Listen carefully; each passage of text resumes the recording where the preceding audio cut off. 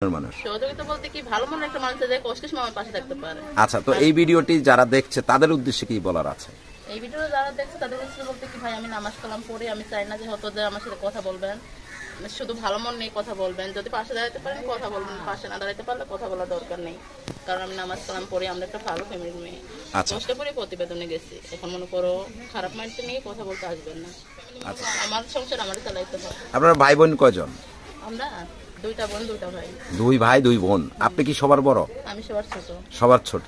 আচ্ছা, তো আসলে এই যে মানে আপনি ক্যামেরার সামনে মূলত মানে মানুষের তো আসার একটা উদ্দেশ্য থাকে, মূলত আসার উদ্দেশ্যটা কি? আমি তো ভাই কষ্ট করে প্রতিবেদনে আসছি, এখন মনে করো ভালো মনের মানুষ যদি কেউ থাকে আমার পাশে দাঁড়াইতে চায়, এরকম হলে বিয়ে। তার মানে কি ক্যামেরার সামনে আসছেন ভালো মনের মানুষ খুঁজতে, না সাহায্য সহযোগিতার জন্য? না ভাই, সাহায্য সহযোগিতা চাই না, আমি একটা ভালো মনের মানুষ চাই, সারা জীবন বাকিটা জীবন আমার পাশে থাকতে পারবে।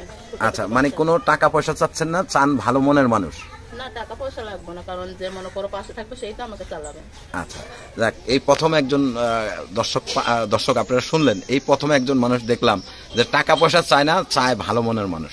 তো আসলে সেই মনের মানুষটা কেমন হতে হবে সেটা একটু বলেন তো। মনের মানুষটা যেমনই হোক, আমি যে মনে করো আমার পাশে দাঁড়াতে পারবে, আমার দায়িত্ব নিতে পারবে, পাশে থাকতে পারবে। এখনকার দিনে তো বেশিরভাগ মেয়েরা বয়স্ক লোক খোঁজে, এখন কি আপনি বয়স্ক লোকের কাছে যাবেন না আপনার বয়সে সেম সেম যাবেন? ভাই বয়স আর অবয়স এটা কোনো কথা না, যে মনে করো আমার কষ্টের সময় আমার পাশে দাঁড়াতে পারবে, এরকম হলে চলবে। এরকম হলে হবে।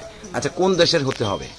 দেশ বলতে কি, দেশ তো সব দেশই একই, মনে করো মানুষটা তো শুধু সুন্দর মনের হইতে হবে, সে যেইটা সেই থাক, যে দেশেরই হোক। মানে বরিশাল হলেও যাবেন?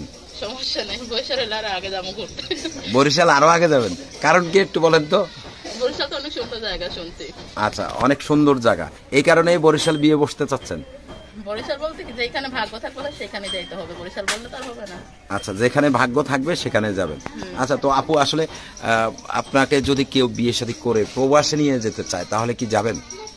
যদি নিয়ে যাচ্ছে ভাই, বিয়ে শাদী করলে স্বামী যেখানে নিয়ে যাবে ওখানে তো যাইতে হবে, সে যদি নিয়ে যাইতে চায় অবশ্যই যাবো। দেখা যাচ্ছে যে অনেক ছেলেরা ওয়াইফ থাকা অবস্থায় বলে যে ওয়াইফ নাই, বিয়ে করে নিয়ে নেয় আবার। তো সেই ক্ষেত্রে আপনি যদি দেখা গেল যে আরেকটা বউয়ের উপরে যদি বিয়ে করে তাহলে কি যাবেন? ভাই এখন মনে করো আমাদের মুসলমানের ভিতরে 4টা বিয়ে করা যায়, যদি ঠিক মতন খাওয়াইতে পড়াইতে পারে, সে যদি ঠিক মতন দায়িত্ব পালন করতে পারে তো অবশ্য 2টা কেন 4টাও করতে পারে।